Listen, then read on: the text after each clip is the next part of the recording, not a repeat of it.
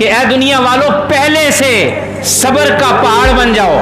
سوچ لو تمہاری موت بھی آئے گی, بچوں کی موت بھی آئے گی, والد کی موت بھی آئے گی, ماں بھی اللہ کو پیاری ہو جائے گی, بھائی بھی دنیا سے چلے جائیں گے, بابیاں بھی چلی جائیں گی, خاندانوں کے خاندان اس موت نے حضرت اسرائیل علیہ السلام نے اجاڑنے ہی اجاڑنے ہیں. اور پہلے سے اپنے ذہن پر اور دل پر یہ صبر کا پہاڑ رکھ لو کہ اچانک کچھ بھی ہو سکتا ہے, کچھ بھی خبر آ سکتی ہے, اچانک کوئی قتل ہو سکتا ہے, حادثہ ہو سکتا ہے, بیماری آ سکتی ہے, ڈیتھ ہو سکتی ہے, موت آ سکتی ہے.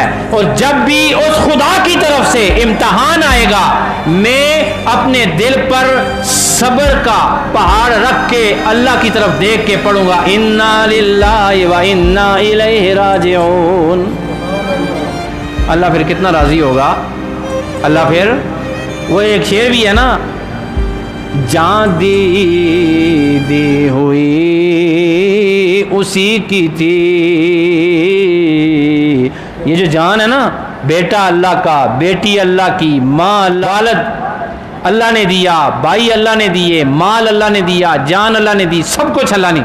وہ شاعر کہتا ہے کہ جان دی ہوئی اسی کی تھی, حق تو یہ ہے کہ حق ادا نہ ہوا, حق تو یہ ہے کہ حق ادا نہ ہوا. اب اندازہ کریں نا, ہم تو وویلا کرتے ہیں جب صبر پہلے سے پلاننگ نہیں ہوتی, پہلے سے اللہ کی راز, اللہ کے ساتھ جو ہے وہ راضی و رضا نہیں ہوتے. امام زین العابدین کی سیرت دیکھیں, صبح دیکھیں, شام دیکھیں, سجدے ملیں گے, سب کچھ ملے گا.